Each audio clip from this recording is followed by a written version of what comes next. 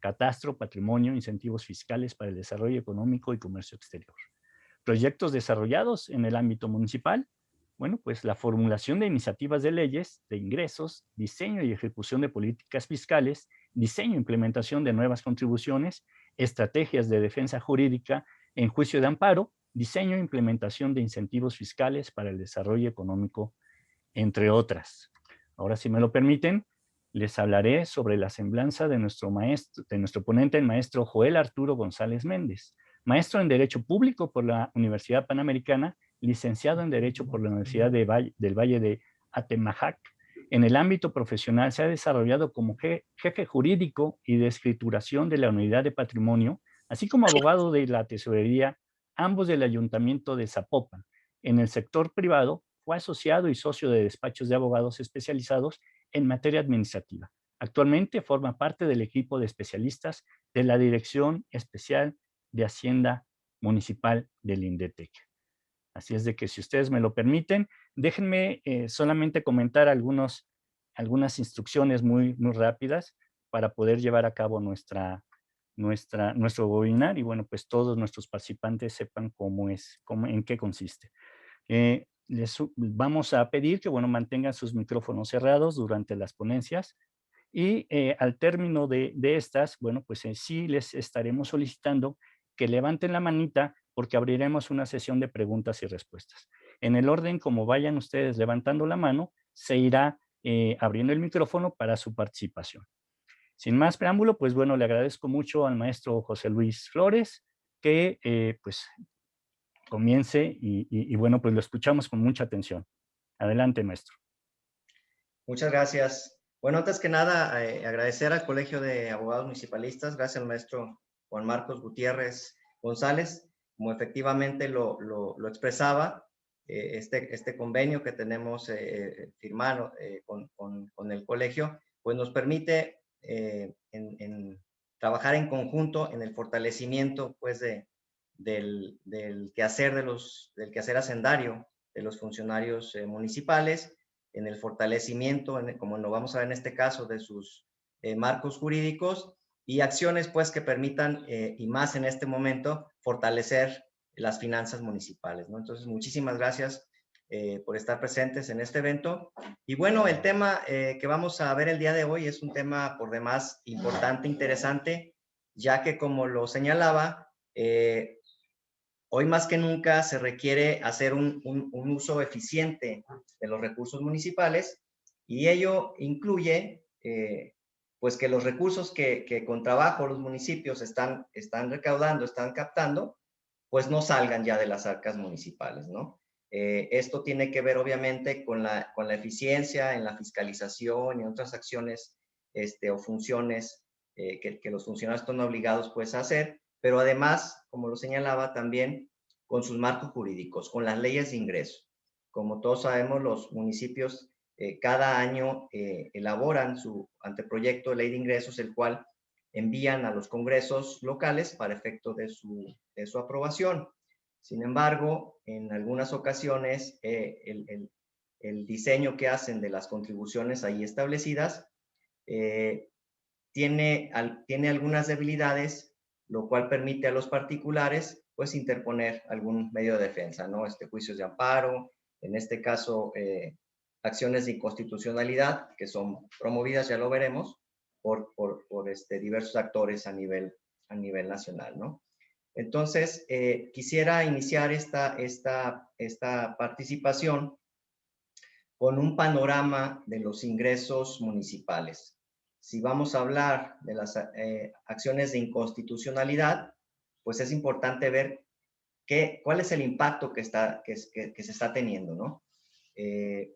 Cuánto representa a los municipios que están siendo objeto pues, de estas resoluciones, y de ahí la importancia que le presten atención, obviamente, a la adecuación de las leyes de ingresos, de sus marcos jurídicos, para en la medida de lo posible evitar este tipo de acciones. Si me pasa la siguiente diapositiva, por favor.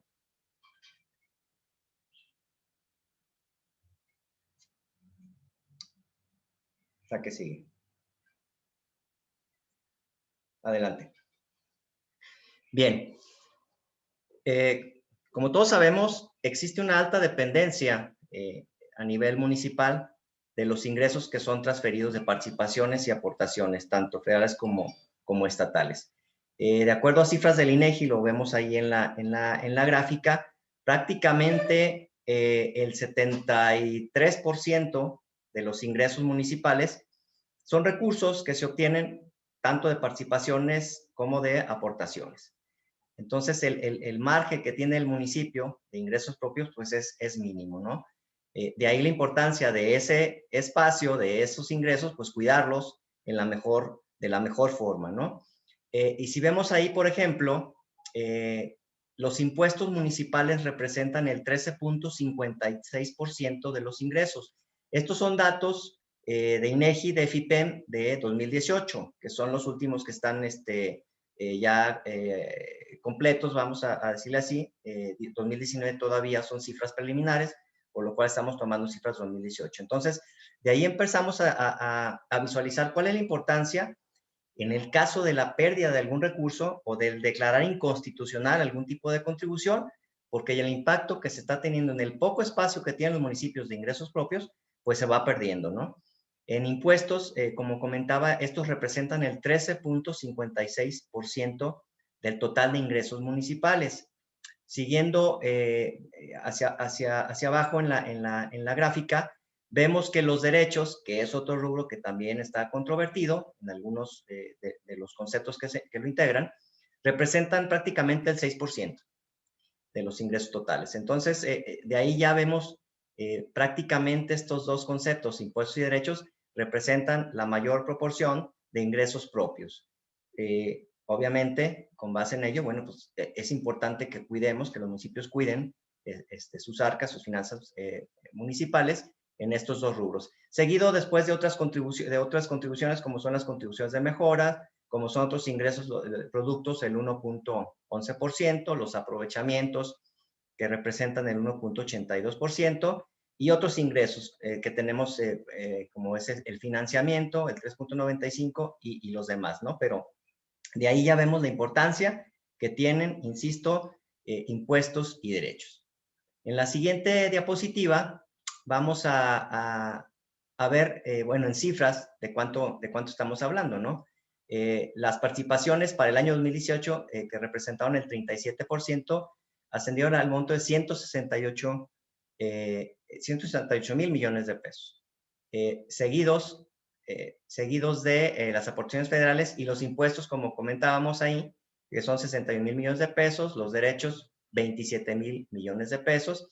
Es importante aquí señalar que en el caso de derechos de agua, el INEGI, en sus datos estadísticos no los tiene propiamente aquí en este dato de FIPEM.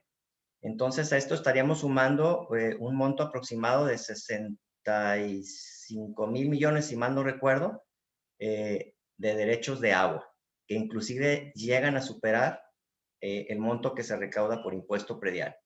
Entonces, bueno, vemos ahí ya que es una cantidad importante de recursos la que obtienen los municipios, tal vez no en proporción del total de recursos, pero los que hemos estado en municipio, ustedes como expertos en temas municipales, pues saben que cada peso cuenta y cada peso es muy importante para las arcas municipales.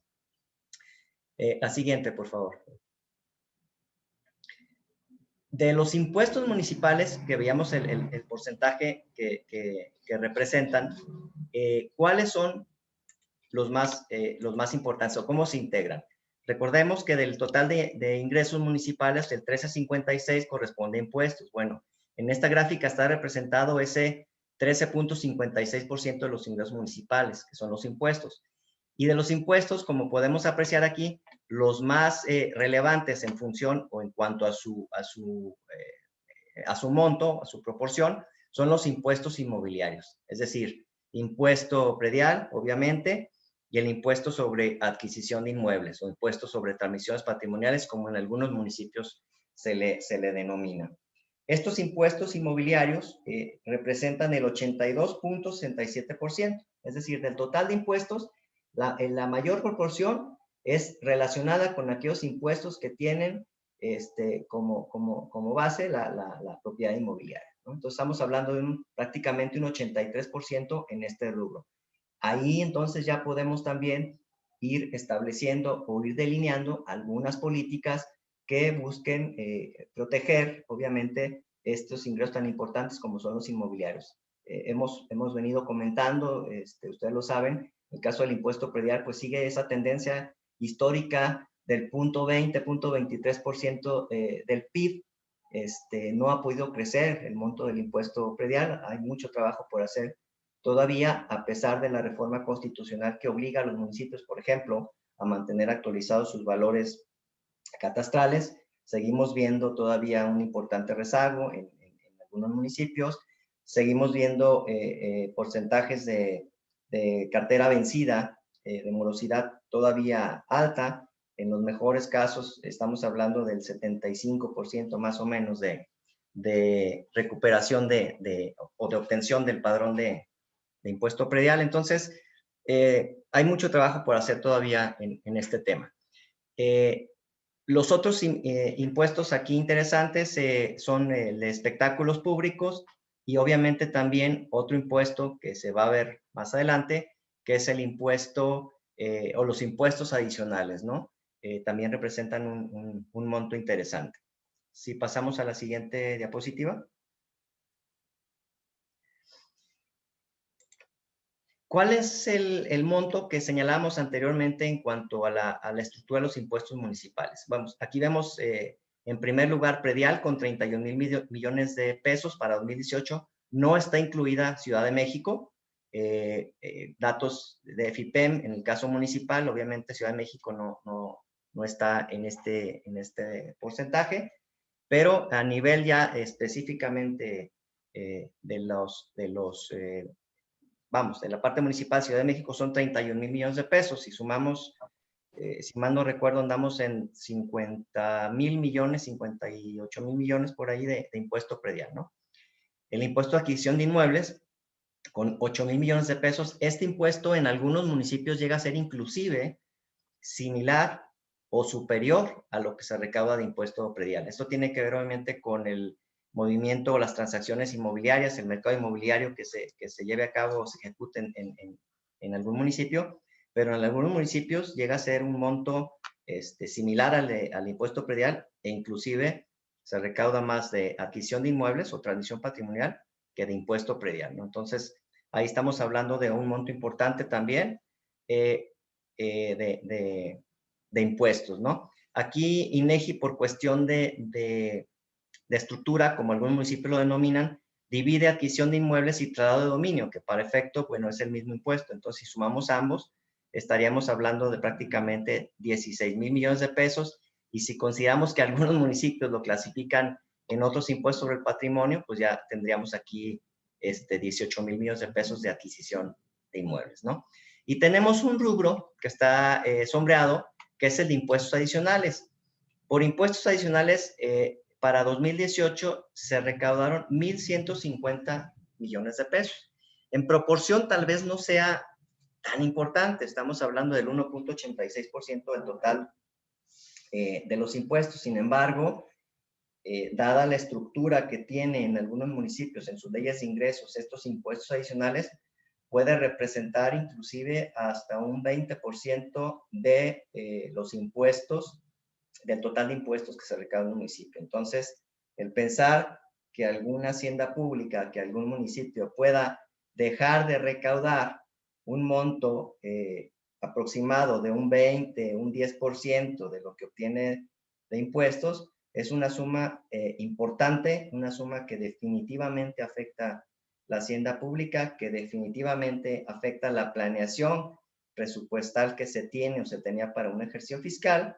Luego, entonces, es importante tomar en cuenta, lo vamos a ver más adelante con Joel, lo que la Corte está resolviendo, los criterios que se están emitiendo, para tomarlos como base, como fuente, obviamente importante jurídicamente hablando, de información, pues para adecuar mi marco jurídico, para adecuar mis leyes de ingresos y seguir recaudando en una mejor forma esos ingresos y evitar, obviamente, en la medida de lo posible, hacer devoluciones, no nada más por acciones de inconstitucionalidad, simplemente por los juicios de amparo, ¿no? Entonces, importantísimo esta parte. Estamos hablando, en el caso de impuestos adicionales, de 1,150 millones de pesos que pueden estar en juego en una controversia o en un litigio, ¿no? La siguiente. En el caso de derechos municipales, otro, como veíamos inicialmente, el segundo concepto de ingresos importantes en los ingresos locales o ingresos propios de los municipios. ¿De cuánto estamos hablando en este caso? Para 2018, la recaudación de derechos municipales ascendió a 27,000 millones de pesos. Esto representa prácticamente el 6% de los ingresos totales de los municipios.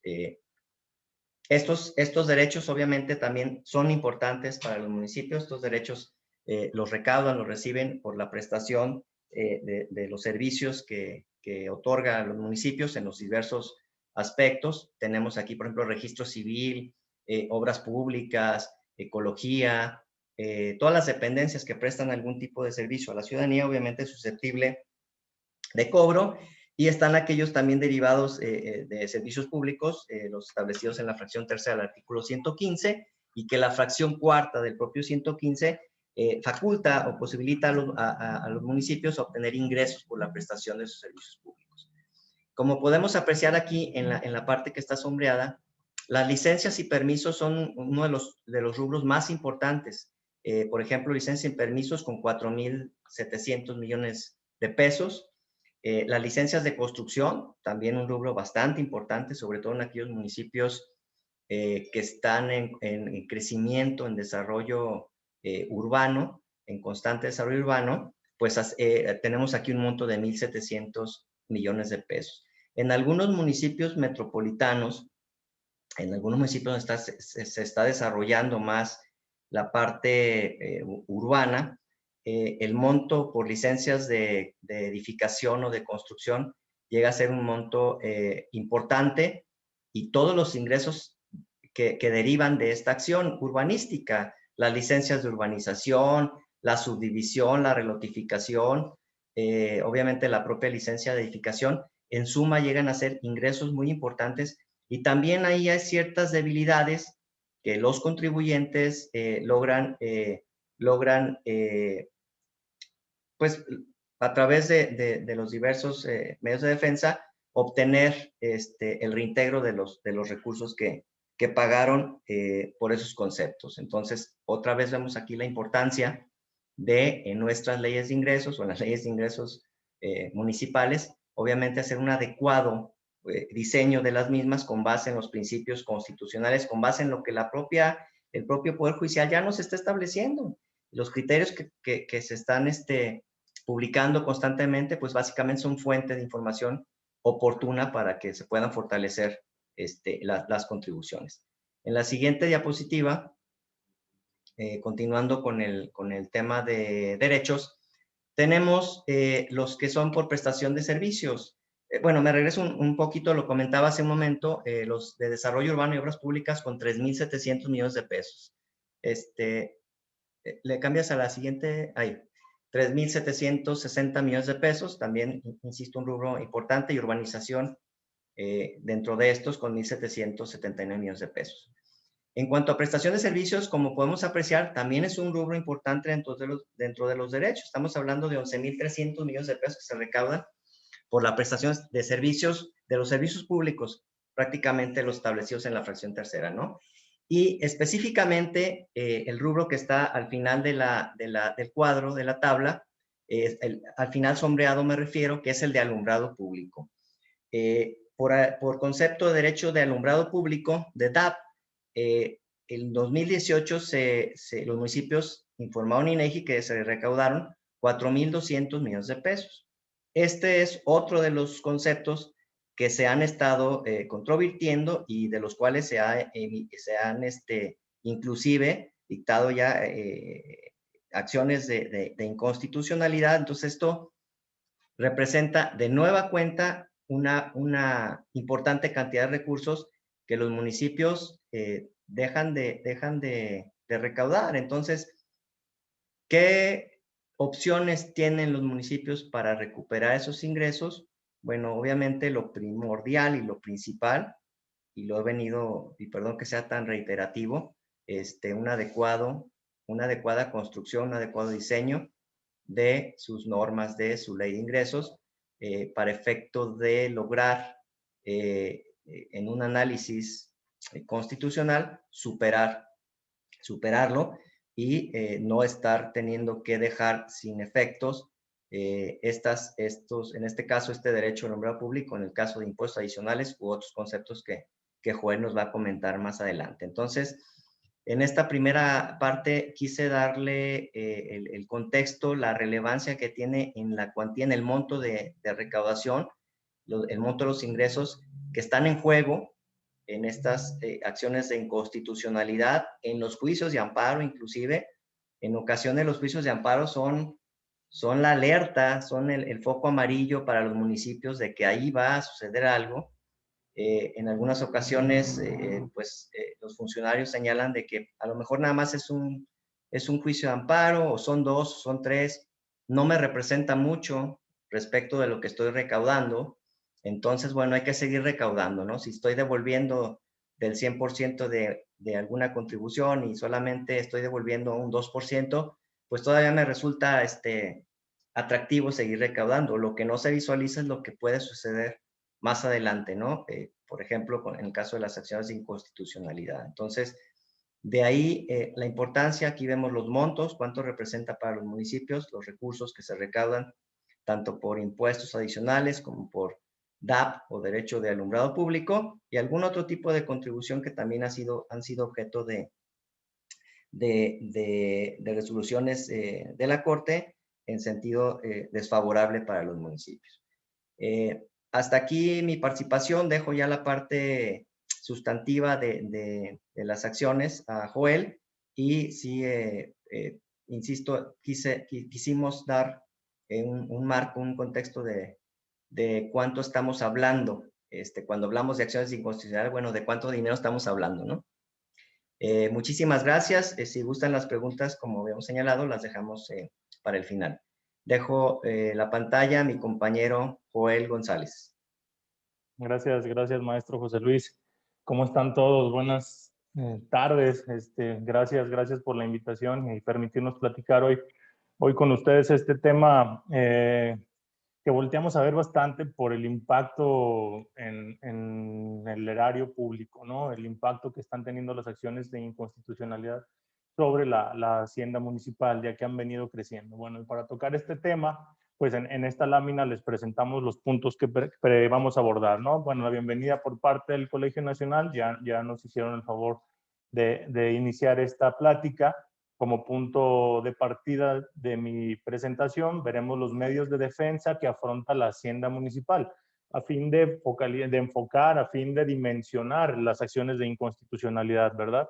Continuaremos con las estadísticas de las acciones de inconstitucionalidad y la repercusión que han tenido en la hacienda municipal, y analizaremos las contribuciones que han sido más controvertidas por parte de estas acciones de inconstitucionalidad, ¿no?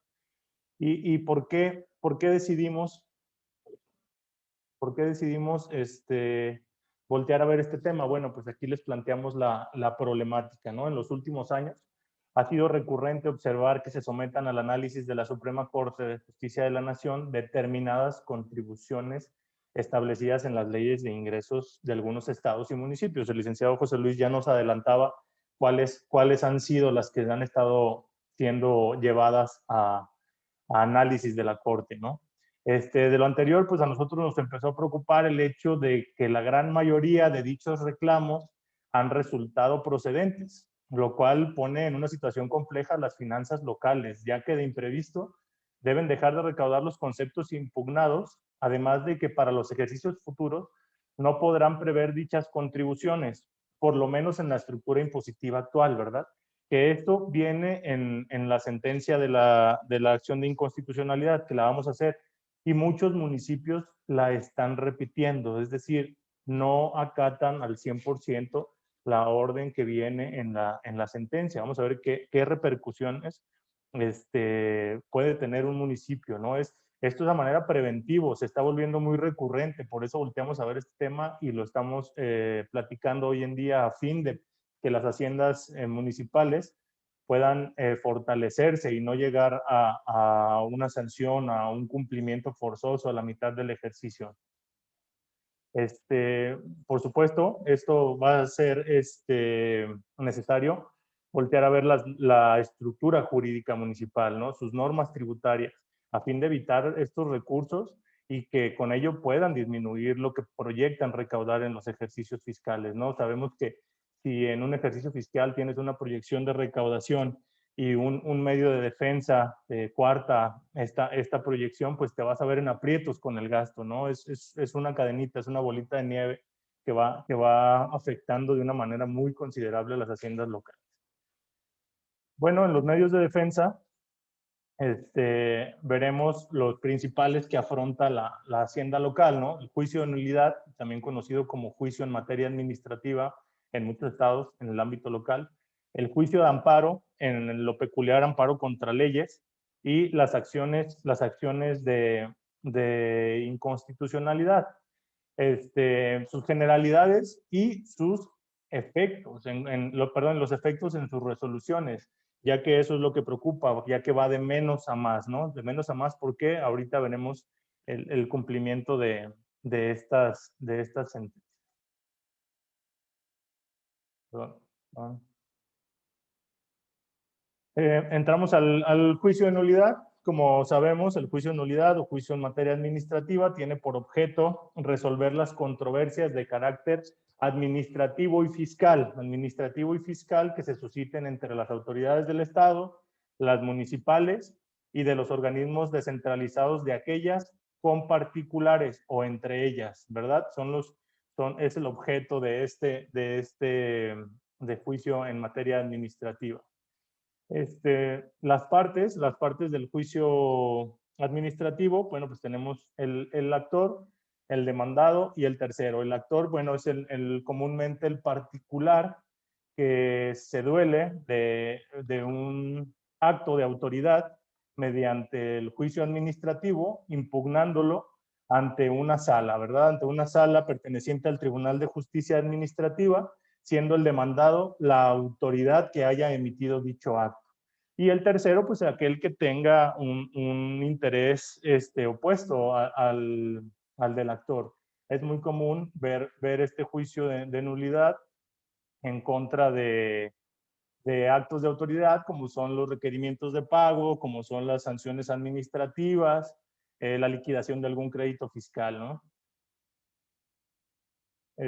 ¿Cuáles son los efectos de la sentencia o qué se logra mediante la sentencia del juicio de nulidad? Bueno, pues uno, que se reconozca la validez de la resolución del acto impugnado, es decir, en este sentido, la autoridad gana el juicio y reconoce la validez del acto que llevó a controvertir el particular. Como segunda situación, podemos encontrar que declare la nulidad de la resolución o acto combatido. Y esta podrá ser en dos efectos. Como sabemos, podrá ser lisa y llana o para determinado efecto. En el caso de que sea lisa y llana, sabemos que es nulidad absoluta y para algún efecto en la sentencia se precisará, es decir, que lo funde, que lo motive, que lo emita de nuevo este acto, ¿no? Y en su caso, decretar el sobrecimiento del juicio, es decir, no entra al análisis del mismo. Este es un juicio medido completamente por las haciendas locales mediante sus jurídicos de la tesorería, ya que pueden incluso hasta proyectarse los números de juicios que tienen cada año, pues se vuelve un juicio recurrente, vaya, para las haciendas locales. Como podemos ver, los efectos de la misma únicamente benefician al particular y sobre el acto impugnado. Es decir, el efecto de la sentencia en cuanto a daño a la hacienda local es peculiar, es particular sobre un solo acto. Es decir, a pesar de que el particular tenga 10 o 12 actos que pudiera haberse quejado y únicamente impugnó uno, este uno es el que en su caso será declarado nulo o para efectos de que lo volvamos a emitir, ¿no? Midiendo el impacto con esto del juicio de nulidad sobre la hacienda local. Poniendo un ejemplo como tal, las multas administrativas o por infracciones a reglamentos, pues es un muy buen ejemplo, ya que un establecimiento puede tener número X de infracciones, ¿no? 5, 6, 7. Y mientras una no derive de la otra, en el juicio de nulidad únicamente se logrará la nulidad de una. Entonces, el impacto hacia la hacienda local, pues únicamente no va a recaudar lo estimado por esa multa, ¿verdad? Juicio de amparo, bueno, el juicio de amparo lo ponemos en segundo aspecto y más en este supuesto que es el amparo contra leyes, ya que su impacto sobre la hacienda local es mayor. ¿Por qué? Porque tiene por objeto el amparo, el juicio de amparo, resolver toda controversia que se susciten por normas generales, actos u omisiones, ¿verdad?, de la autoridad federal que vulneren o restrinjan la soberanía de los estados o la esfera de competencias del Distrito Federal. Esa es una. Por normas generales, actos o omisiones de las autoridades de los estados o los del Distrito Federal que invadan la esfera de competencia de la autoridad federal, ¿verdad? Es el inciso 3. Y el 1, por normas generales, actos u omisiones de autoridad que violen los derechos humanos reconocidos y las garantías otorgadas para su protección por la Constitución política hacia los particulares. Es decir, aquí el particular acude ante el juez federal a fin de buscar que se salvaguarden sus derechos humanos o las garantías otorgadas para su protección sobre los actos de autoridad que considere que hayan sido violados, ¿verdad? En este fracción primera del artículo primero de la ley de amparo es donde encontramos este objeto individualizado al supuesto que analizaremos, ¿verdad? El artículo 107 y 170 de la ley de amparo nos prevén los supuestos del amparo directo y el amparo indirecto. Para el caso del proceso analizaremos el amparo indirecto, que es el medio para impugnar las normas generales que por su sola entrada en vigor o con motivo del primer acto de su aplicación causen perjuicio al quejoso. Si se fijan, en el juicio de nulidad estábamos hablando de actos administrativos impugnados, ¿verdad? De uno solo. Aquí estamos hablando de una norma que incluso por su sola entrada en vigor cause violación a los derechos humanos del quejoso, o que en su caso, con el primer acto de aplicación, ¿verdad? Entonces, aquí están los dos supuestos en que los particulares pueden ir a controvertir nuestra norma, es decir, no porque hayan pasado los 30 días de expedida nuestra ley de ingresos en el mes de enero, febrero, bueno, pues entonces no podemos dar por hecho que ya no tendremos esos amparos, ¿verdad? La Hacienda tiene que prever la individualización del primer acto de aplicación de esta norma sobre los quejosos a fin de estarse defendiendo de este medio de combate en contra de las leyes de ingresos. Como sabemos, esto se lleva en un juzgado de distrito. Tenemos el quejoso, que como lo veíamos era el particular que considera sus derechos humanos violados, la autoridad responsable. Ojo, aquí los municipios tienen, ¿cómo decirlo? Una representación en contra, ya que no pueden comparecer directamente al juicio. ¿Por qué? Porque la autoridad responsable, cuando estamos hablando de amparo en contra de leyes, pues ¿quiénes son? El Congreso del Estado y el gobernador del Estado, ¿verdad? Quienes promulgan y refrendan las leyes de ingresos, pues son estas dos autoridades que creo que lo tenemos aquí. Así es, tengo esta nota. En caso de que se impugnen normas generales, el quejoso deberá señalar a los titulares de los órganos del Estado a los que la ley encomiende su promulgación, ¿no? Que es el Congreso del Estado y el gobernador. Entonces, la defensa de la ley de ingresos quedará a expensas de estas dos autoridades. El tercero interesado, comúnmente en un amparo contra leyes, pues no existen, y el Ministerio Público, que de conformidad con la ley de amparo, debemos también de darle vista con la demanda de amparo, ¿verdad? Son las partes que veremos en este juicio. Efectos de la sentencia. Bueno, una vez llevado el proceso del juicio de amparo, podemos observar lo siguiente. Uno, el juicio de amparo tiene que observar el principio de relatividad de las sentencias, ¿verdad? Bueno, ¿y qué es esto?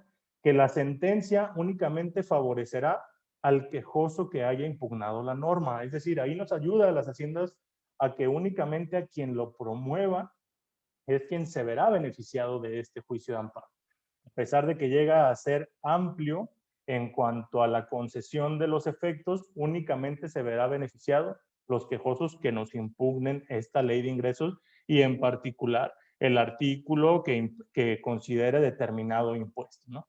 Los efectos de la concesión de amparo, bueno, cuando el acto reclamado es de carácter positivo, se restituirá al quejoso en el uso y goce de sus derechos humanos. Es decir, si nos enteró el pago de una contribución de conformidad con los efectos de la sentencia de amparo, debemos reintegrar este numerario para que lo resarzamos en el uso y goce de sus derechos humanos, ¿no? Y ahí, ojo con el artículo 78, cuando el acto reclamado sea una norma general, la sentencia deberá determinar si es constitucional o si debe de considerarse inconstitucional, para que en el segundo caso no le volvamos a aplicar esa norma a nuestro quejoso, ¿verdad? Entonces, sí, es muchísimo más amplia la sentencia de un juicio de amparo, ya que al controvertirme una norma, no le podré volver a aplicar, tradúzcase en no le podré volver a cobrar este rubro al particular. Supongamos que es el impuesto predial que me pagó un bimestre del 2021, se fue al juicio de amparo, entonces logró acreditar que el artículo de la ley de ingresos que prevé esa fracción para el impuesto predial es inconstitucional. Bueno, entonces tendré que resarcirlo en el numerario enterado, y para los supuestos que siguen de los bimestres, el bimestre 2, el 3, el 4, el 5 y el 6, no podré aplicarle esa norma, ¿verdad? Entonces ya hubo un daño más allá que el que pudiera haber tenido que soportar la hacienda municipal que en una sentencia de un juicio de nulidad, ¿verdad? Vamos observando cómo va creciendo en favor de los particulares esto, para que la hacienda local voltee a ver estos medios de defensa y pueda reestructurar sus normas y no tener que llegar a estos supuestos, ¿vale? Y bueno, y aquí yo me planteo unas dudas, ¿no? Se los dejo aquí en la mesa. ¿Qué pasa con la repetición del acto reclamado? Es muy común ver que no hay buena comunicación entre las dependencias municipales, y si bien el jurídico de la tesorería es el que acata el cumplimiento de estas sentencias y hace la devolución, ¿qué pasa con el área de apremios o el área de ingreso, que es el que anda buscando el cobro, ¿verdad? ¿Qué pasa si realiza el cobro aplicando de nueva cuenta a este particular los mismos numerales que ya logró conseguir un amparo en su favor, ¿no?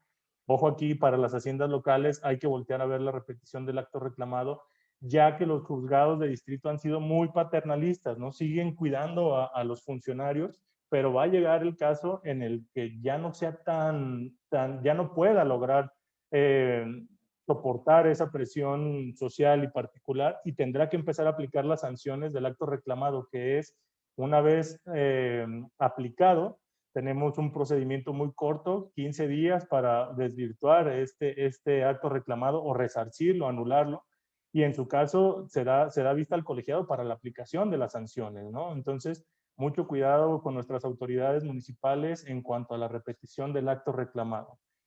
Y aún más allá, ¿qué pasa con las declaratorias general de inconstitucionalidad? Este tema lo platicábamos hace un mes y no habíamos observado una declaratoria general de inconstitucionalidad, pero justo la semana pasada, los viernes, en el Semanario Judicial de la Federación, salió publicada una declaratoria general de inconstitucionalidad por parte de la Suprema Corte de Justicia de la Nación.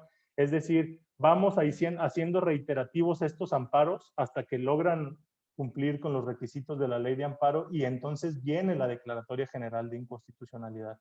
Es decir, seguimos siendo omisos en la preparación de nuestras normas, va creciendo la sanción, va creciendo. Ya no podemos quedarnos en esa parte de que, bueno, es solo este juicio de administrativo, no, bueno, solo es este juicio de amparo, no, tenemos esa bolita de nieve que va creciendo en contra de nuestras haciendas locales, ¿no? Como ha sido la Declaratoria General de Inconstitucionalidad, y que en realidad ha sido poco aplicada, ¿no?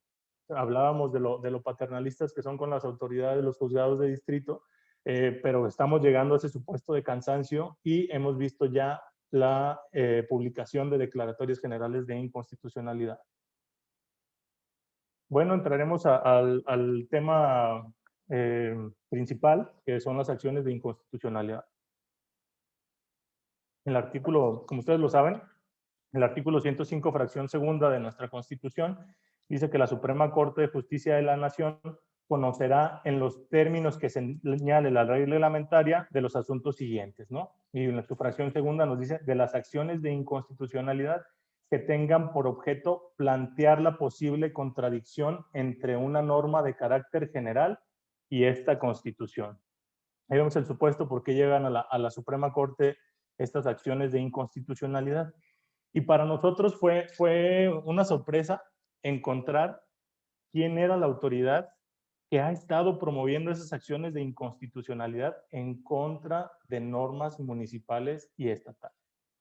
Para sorpresa de nosotros, pues, fue la Comisión Nacional de Derechos Humanos, que ahí encontró un área de oportunidad para velar por los derechos humanos de la ciudadanía desde el ámbito fiscal, ¿verdad? Ahí es una pregunta al aire. Tenemos muchos derechos humanos que velar, pero encontraron una gran área de oportunidad en la legislación fiscal, municipal y estatal. Ojo aquí, en el artículo 105, fracción segunda, nos dicen que estas acciones de inconstitucionalidad pueden ser ejercidas dentro de los 30 días naturales siguientes a la fecha de publicación y tenemos varios supuestos, ¿no? Tenemos el Ejecutivo Federal, tenemos los supuestos ahí subrayados y destacados en cuándo es el Ejecutivo Federal el que nos puede combatir esas normas, son normas generales de carácter federal y de entidades federativas. También nos lo pueden combatir el equivalente al 33% de los integrantes de las legislaturas, pero ¿en contra de qué? De leyes expedidas por el mismo órgano. Bueno, pues entonces tampoco pudieran ir en contra de la normativa local, ¿verdad? Pero aquí está el supuesto de la Comisión Nacional de los Derechos Humanos, que puede ir en contra de las leyes de carácter federal o de las entidades federativas, así como de tratados internacionales celebrados por el Ejecutivo Federal y aprobados por el Senado, ¿verdad? Siempre y cuando vulneren derechos humanos consagrados en la Constitución y los tratados internacionales de los que México sea parte. Ojo aquí, hay un gran debate en la doctrina de los derechos humanos, ¿no? Yo los pregunto y lo dejo en la mesa, igual lo resolvemos ahorita en el área de preguntas. ¿Qué es lo que comúnmente nos reclaman en los amparos fiscales administrativos, ¿no? Violaciones al artículo 31, fracción cuarta de nuestra Constitución, ¿verdad? Que son principios tributarios. ¿Qué es el principio tributario? ¿Es un derecho humano? Bueno, la Corte ya nos lo ha resuelto y si quieren ahorita lo platicamos, ¿no? Además, el organismo garante que establece el artículo 6 de la Constitución, estamos hablando del acceso a la información, ¿no? Estos organismos a fin de velar por ella. Son quienes promueven estas acciones de inconstitucionalidad. La demanda por la que se ejercita la acción de inconstitucionalidad deberá de contener los nombres y firmas de los promoventes, los órganos legislativos y ejecutivos que hubieran emitido y promulgado las normas generales cuya invalidez se reclama, y los preceptos constitucionales que se estimen violados, así como los conceptos de invalidez. Ustedes han tenido la oportunidad de entrar a la página de la Comisión Nacional de Derechos Humanos. Nos vamos a llevar una grata sorpresa porque para perjuicio de nosotros los que defendemos la hacienda local, tienen unas demandas de acción de inconstitucionalidad impecables, parecen un libro cada una, ¿no? Cumplen esto a fondo y aún van más allá, ¿no? Es un ejercicio que han tomado muy como bandera la Comisión Nacional de Derechos Humanos y lo han logrado. Tan es así que ya preocupa a las haciendas locales los efectos que éstas han tenido a fin de que podamos hacer algo preventivo. El procedimiento de las acciones de inconstitucionalidad, bueno, lo vemos de manera rápida. La presentación de la demanda es 30 días naturales a partir del día siguiente a la fecha en que la ley impugnada sea publicada. Es decir, para ellos sí no hay dos supuestos como los particulares, ¿verdad? Únicamente cuenta con 30 días posteriores a la publicación en el medio oficial de dicha norma. Dicha demanda será recibida por parte del presidente de la Suprema Corte de Justicia de la Nación y designada a un ministro instructor, el cual podrá prevenir o admitir dicha demanda. La prevención se hace cuando la demanda pues, es oscura, irregular, y se prevendrá al demandante para que aclare dentro de los 5 días. En teoría es un procedimiento muy ejecutivo, como ustedes lo podrán ver. También mandará dar vista a los órganos legislativos y ejecutivos que emitieron y promulgaron la norma para que dentro de 15 días rindan su informe, exponiendo las razones y fundamentos que lleven a sostener la validez de la norma general impugnada, ¿no?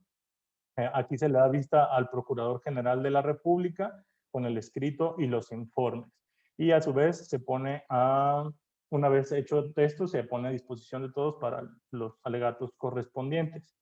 Agotado el procedimiento, el ministro instructor propondrá al Pleno de la Suprema Corte de la Justicia de la Nación el proyecto de la sentencia para la resolución definitiva del asunto.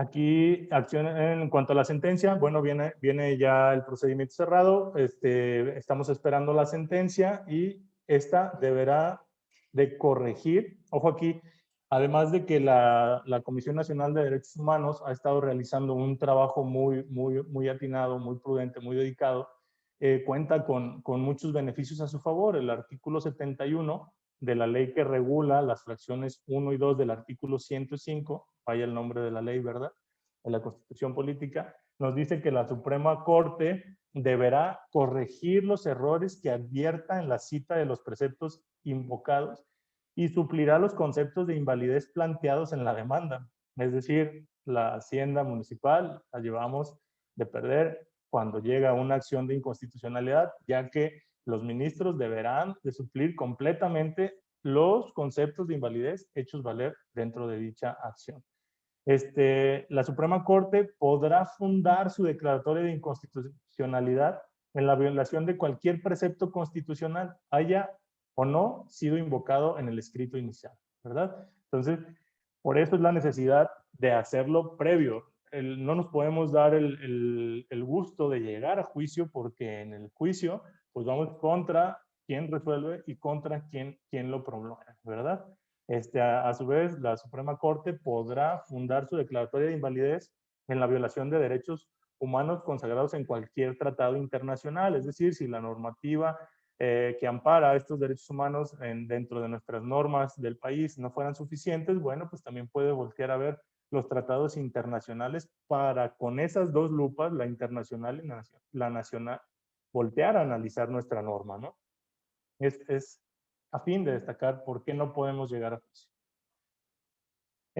Dichas resoluciones solo podrá declarar la invalidez de las normas impugnadas si fueran aprobadas por cuando menos 8 votos. Es decir, necesitamos estos 8 votos a fin de que declare la invalidez de las normas impugnadas.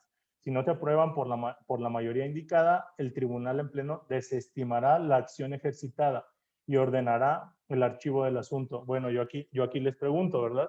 Con una suplencia interna por parte de la Suprema Corte de Justicia de la Nación, bueno, pues, ¿qué asunto no va a llegar a la mayoría, ¿no? O sea, es una resolución prácticamente gestada desde el interno de la Suprema Corte de Justicia de la Nación.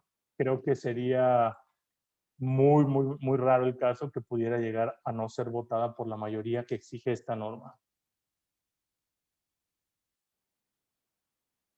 Aquí tenemos en esta gráfica los 3 juicios que platicábamos ahorita: el juicio de nulidad, juicio que también conocido juicio en materia administrativa, que observábamos que su sentencia puede ser para 2 efectos. Nulidad para efectos que pueden reparar el acto, o la nulidad lisa y llana, donde desaparece únicamente el acto de autoridad reclamado, ¿no?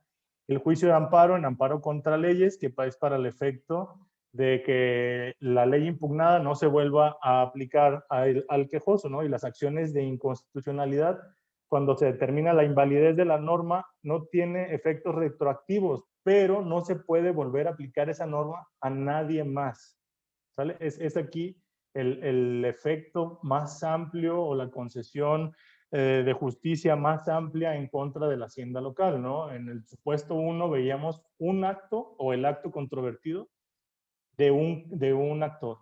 en el juicio de amparo veíamos los actos que resultaron, incluso no volverle a aplicar la norma nunca más, si conseguía el amparo un quejoso o los quejosos que acudieran al amparo. Recordemos el principio del juicio de amparo, ¿verdad? Y en el caso de las acciones de inconstitucionalidad, por obtener la invalidez de la norma que buscó la Comisión Nacional de Derechos Humanos, no tiene efectos retroactivos, no vamos a devolver lo que ya se recaudó, pero no podremos volver a aplicar esa norma a ningún contribuyente más. Aquí les platicaba qué pasa con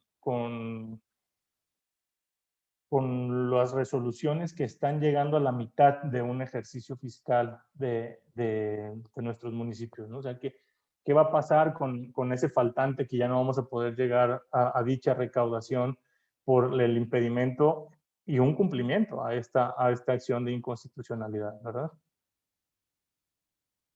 Bueno, en ese contexto, pasamos a la estadística de las acciones de inconstitucionalidad con repercusión en la hacienda local, es decir, cómo nos han afectado estas resoluciones que se han estado emitiendo en estos años. Enseguida les voy a compartir, un segundo por favor, un Excel para que platiquemos ese tema.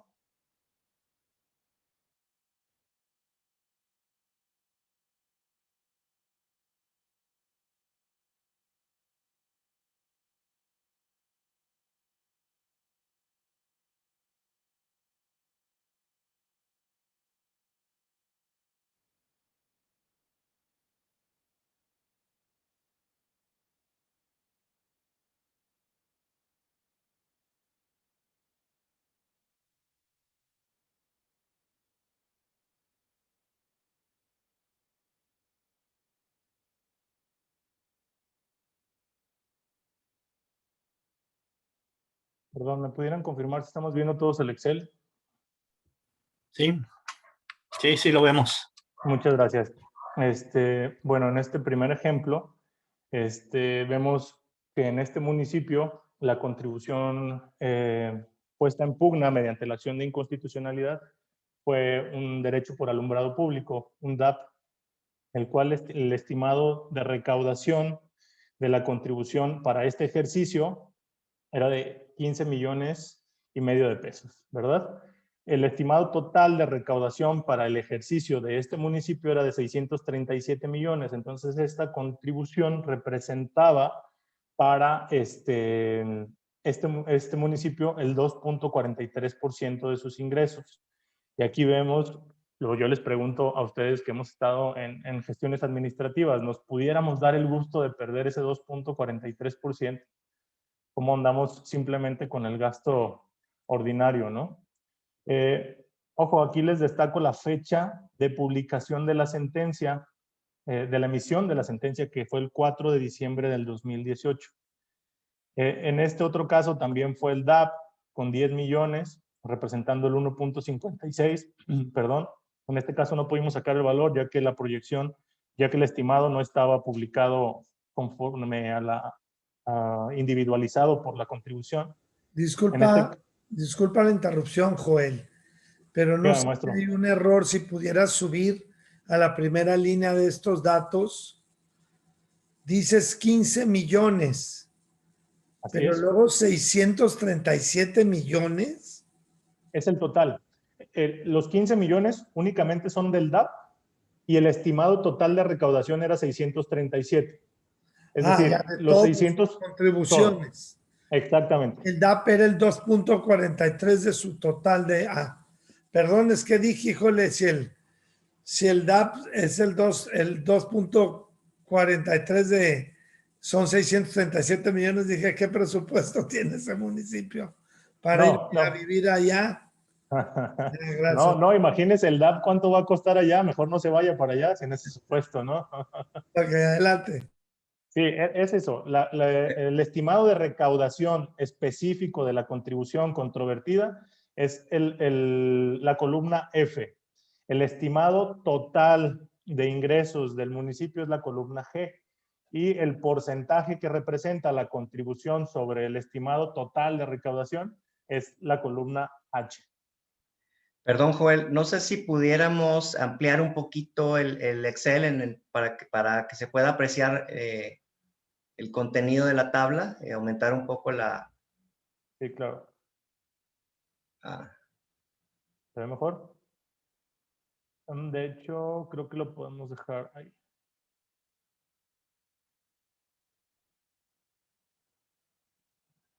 inclusive, no sé si valdría la pena la última columna. No, está bien, ¿no? Para darle lectura, inclusive en algún tema, en algún punto que pudiera ser interesante la redacción, o lo vas a ver más adelante, no sé. Sí, aquí pretendo demostrar las estadísticas, es decir, cuánto está dejando de recaudar o cuánto pudiera dejar de recaudar cada municipio respecto de su ingreso total, y al final analizaremos cada contribución. Por ejemplo, aquí como podrán ver, el DAP o Derecho de Alumbrado Público pues es una contribución estrella hablando de acciones de inconstitucionalidad, ¿no? Por eso la veremos a detalle. ¿Está bien? ¿Sí? Bueno, y así continuamos, ¿no? También veíamos DAP en este caso, que eran 140 millones respecto de 3,000 millones de esta entidad, ya representaba el 4.56, en este caso el 6.82. En este caso no pudimos estimar porque no teníamos los datos de la proyección, y vemos aparecer otra contribución, ¿no? Impuestos adicionales. Impuestos adicionales también están siendo controvertidos mediante acciones de inconstitucionalidad. Este caso lo dejamos en amarillo porque teníamos un estimado de solo derechos. Es decir, déjenme explicarlo. Estamos viendo una acción de inconstitucionalidad del DAP, Derecho de Alumbrado Público. El estimado de recaudación del DAP era 9,5 millones de pesos. El estimado total de recaudación por concepto de derechos era de 17 millones. Es decir, esta entidad, en esta acción de inconstitucionalidad, pudiera haber perdido el 54% de su estimado de recaudación, comparando el total de derechos con lo que representaba el DAP. ¿Vale? No es como las otras que estamos viendo el total de recaudación. Impuestos adicionales, esta acción de inconstitucionalidad fue muy sonada, salió en los medios, dado el porcentaje que representaba para la entidad, ¿no? El 12.18%, si estos eran unos impuestos adicionales del Estado, que como ven, pues eran 638 millones de pesos. ¿Qué podemos ver además de los números? Las fechas. Si ustedes ven, estamos hablando que las fechas están saliendo 13 de octubre, 26 de septiembre, octubre, diciembre. ¿Y qué pasa con esto? Pues bueno, cuando le notifican la resolución al municipio, pues el municipio ya cerró el ejercicio, prácticamente esa norma pues ya se fue, perdió vigencia, salvo los que hayan quedado por recaudar, y por eso consideramos que los municipios han estado un tanto tranquilos, han estado descansando en cuanto a que la Suprema Corte ha estado resolviendo de manera tardía estas resoluciones. Pero ¿qué vamos a hacer ahora que la judicialización de estos asuntos pase a un tema digital, que sea más rápido, que le permita ser más eficiente a la Corte? Un golpe del 17% en derechos, lo veíamos acá, a mitad del ejercicio, bueno, pues representaría del 54, a mitad del ejercicio es el 25% de tu estimado de derechos, ¿no? O sea, entonces, cuando vaya siendo más eficiente la resolución de estos asuntos, veremos en mayores aprietos a las haciendas locales. Es por eso que hoy es día para poder tomar acciones al respecto y preparar nuestras legislaciones municipales. ¿Alguna duda con el Excel? Aquí sí me gustaría hacer esta pausa, que tengo el Excel, y si las demás dudas las dejamos al final. ¿Alguna duda con el Excel? ¿Algo quisieran comentar?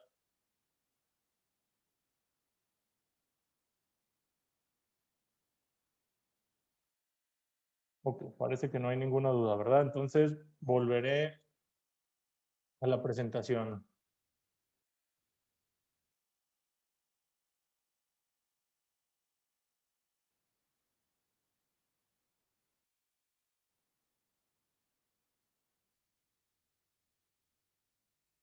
Ya estamos viendo el PowerPoint, ¿verdad? Sí. Gracias.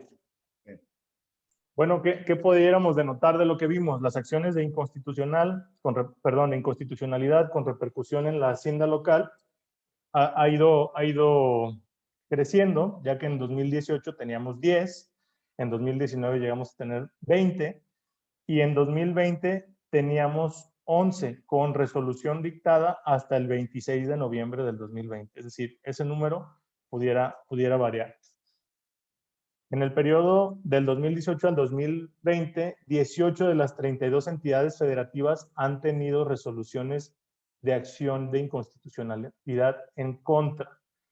Esto es para denotar nuestra gran área de oportunidad, es decir, 18 de las 32 entidades han tenido resoluciones, es decir, estamos teniendo deficiencias en la estructura de nuestra normativa, en la estructura impositiva de nuestras contribuciones, tenemos esa gran área de oportunidad, ¿no? Y 10 de los 18 municipios de los estados han repetido en el ejercicio fiscal diverso la contribución controvertida. Es decir, a pesar de que han tenido en contra esas resoluciones en las cuales declaran la invalidez, la inconstitucionalidad de esta norma, la reiteran para el siguiente ejercicio. Eso pudiera ya no nada más conllevar la inconstitucionalidad implícita, sino una sanción hacia nuestros funcionarios, ¿verdad? Esto se pone en contexto para analizar el efecto de las sentencias dictadas por la Suprema Corte de Justicia, ya que resolviendo una acción de inconstitucionalidad, la cual declara la invalidez de una norma controvertida, un municipio puede verse obligado, como lo veíamos hace rato, a no volver a aplicar en perjuicio a ningún contribuyente dicha resolución y a no volverla a repetir en la siguiente norma. Es decir, estoy preparando yo mi ley de ingresos para el 2022. Me llega una acción de inconstitucionalidad, de bote pronto voy a tener que reestructurar mi contribución, ya que esa estructura impositiva cuya inconstitucionalidad ya se decretó, no podrá preverse, no deberá de repetirse, ¿sale? Ojo ahí, porque si no, pudiéramos llevar a nuestros funcionarios a una sanción por haber impuesto estas normas de esa manera. Bueno, llegamos al escenario de contribuciones más controvertidas mediante acciones de inconstitucionalidad.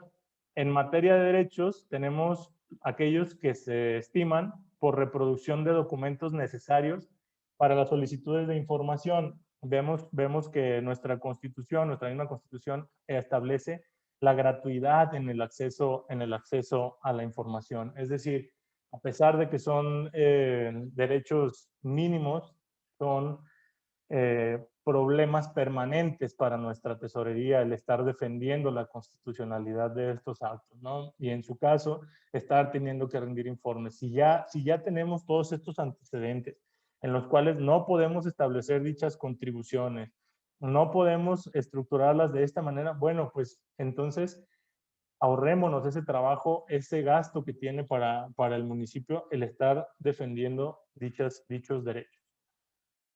El otro derecho, como lo veíamos, es el derecho por alumbrado público.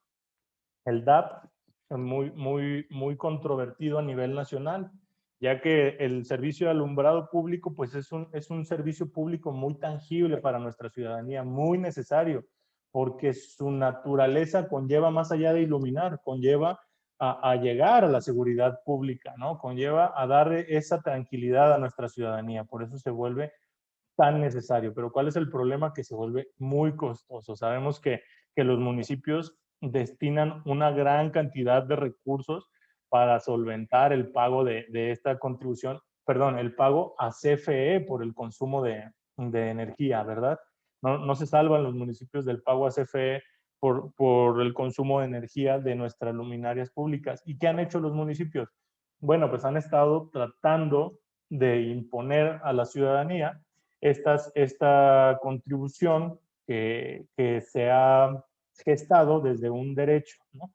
Un derecho que la Corte y los juzgados de distrito nos han dicho constantemente que este esquema impositivo que estamos viendo aquí en la lámina no es por ahí. ¿Por qué no es por ahí? Porque su base, la base que están tomando en cuenta los municipios, toma en cuenta el consumo de energía eléctrica a pagar por el contribuyente. Es decir, toma en cuenta el consumo de energía eléctrica particular para gravar con un derecho municipal y obtener esta recaudación. El porcentaje, la tasa varía del 0.15 al 15% del consumo de energía eléctrica particular. ¿Y qué tenemos de opciones? Bueno, a nivel nacional hay otro esquema en el cual se distribuye el costo. Recordemos que cuando hablamos de derechos, el principio de proporcionalidad tributaria se mide diferente que cuando hablamos de impuestos, ¿verdad? El principio de proporcionalidad tributaria, cuando hablamos de derechos, se mide cuando buscamos resarcir el costo que tiene para la entidad la prestación del servicio, ¿verdad? Ahí es como en términos resumidos el principio de proporcionalidad tributaria. Entonces, en ese escenario, lo que han hecho determinados municipios es no utilizar este esquema impositivo y girar y voltear a ver el costo que tuvo para el municipio el año pasado prestar este servicio. Y lo distribuye entre un número determinado de sujetos obligados conforme al predial o conforme a su inscripción a CFE, pero ya no toman como en cuenta la base, sino en realidad distribuyen el costo que tuvo el año pasado dicha contribución entre un determinado número de particulares. Esto es constitucional, no hasta el día de hoy, no lo ha resuelto la Corte. Lo que sí sabemos es que esto que estamos viendo en esta lámina es inconstitucional, ¿no? Entonces, ya sabemos que este esquema no nos va a funcionar, ya sabemos que este esquema va a ser controvertido, sabemos que tenemos los ojos puestos por parte de la Comisión Nacional de Derechos Humanos, sabemos que algún día en mi municipio, si lo estoy estableciendo, pues va a llegar a ser controvertido, ¿no? Entonces, qué mejor que ir buscando un nuevo esquema que me permita solventar el gasto de este servicio público.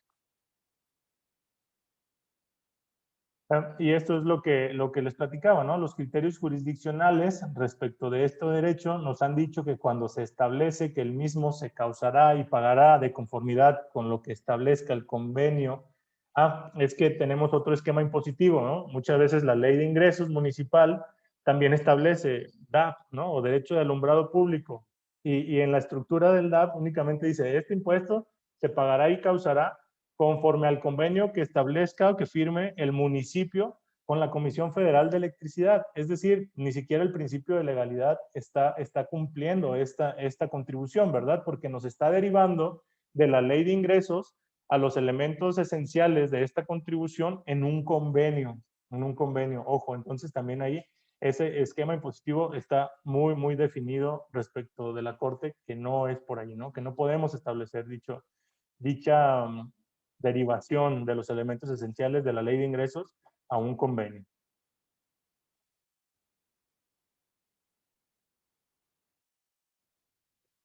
Otra área muy golpeada, otra contribución muy golpeada de las entidades locales, pues son los impuestos adicionales. ¿Qué pasa con los impuestos adicionales? Sabemos que los impuestos adicionales, por generalidad, en las leyes de ingresos que hemos analizado, podemos observar que su base es el pago de otra contribución. Ejemplo, impuestos sobre transmisiones patrimoniales. Joel adquiere una casa y paga un impuesto sobre transmisiones patrimoniales de 10,000 pesos.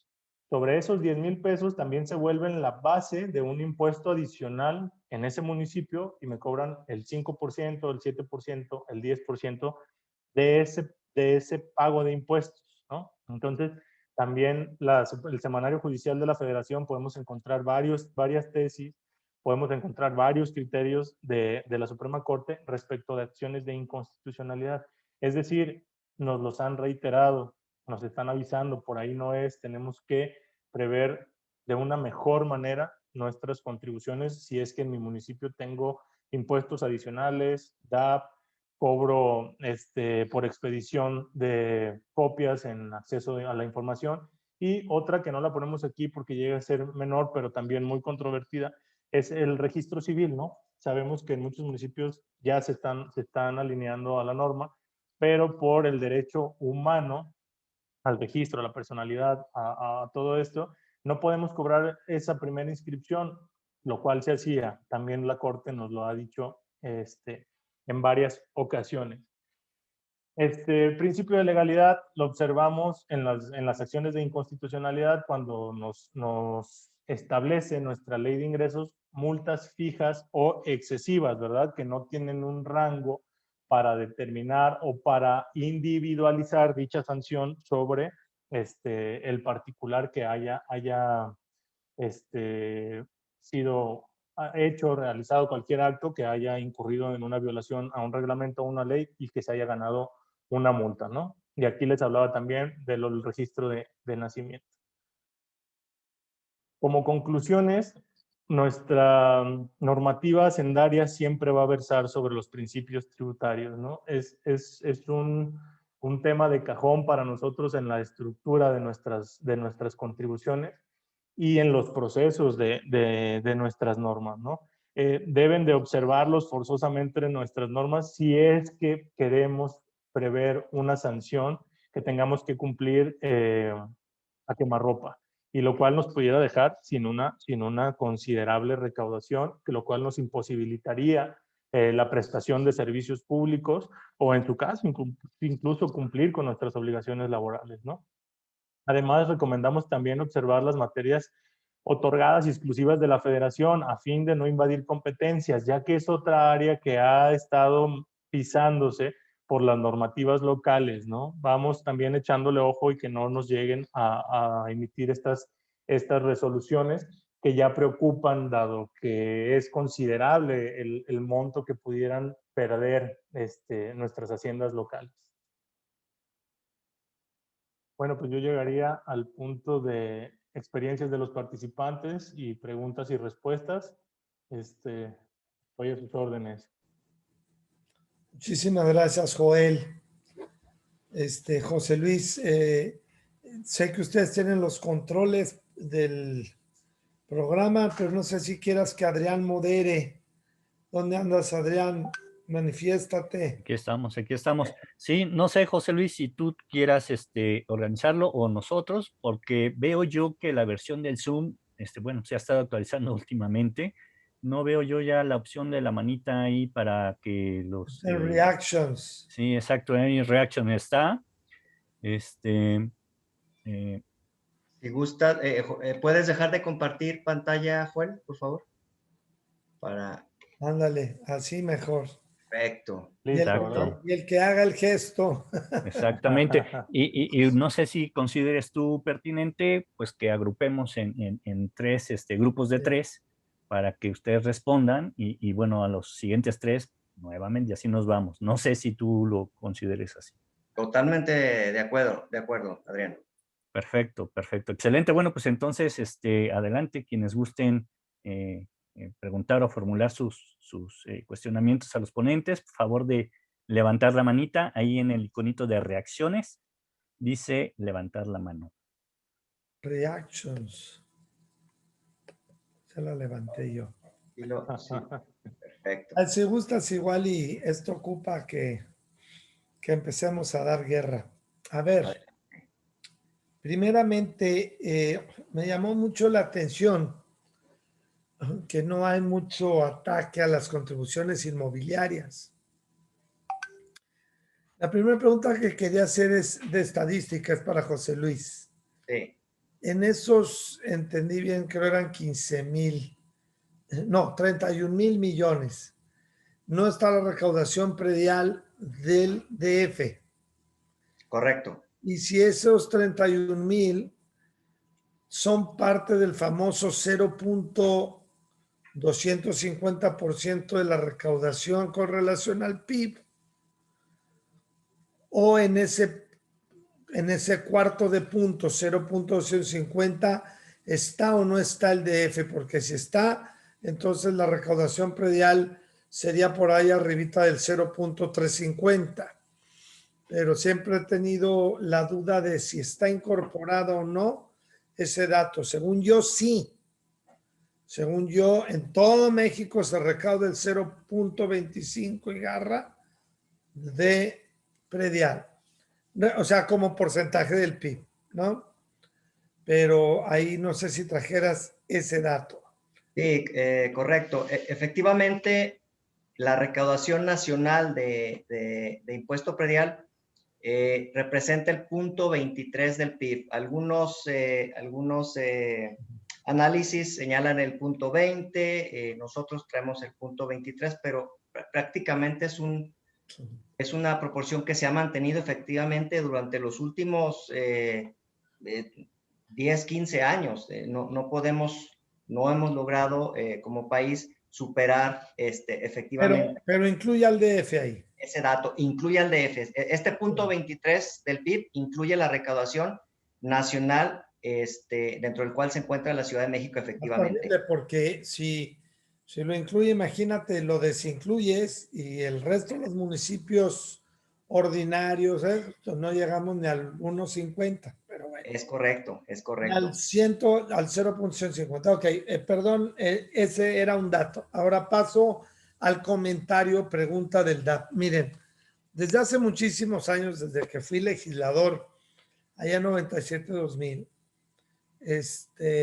los primeros que se aventaron estos del DAP fue el municipio de Aguascalientes y tuvieron un año de locos y se fueron y grabaron, bueno, le cobraron un dineral, recaudaron más de DAP que de predial ese año. Obviamente se lo fueron tumbando. Y el alegato entonces era la fuente, ¿no? La base gravable, pues, que era el consumo, el fluido eléctrico,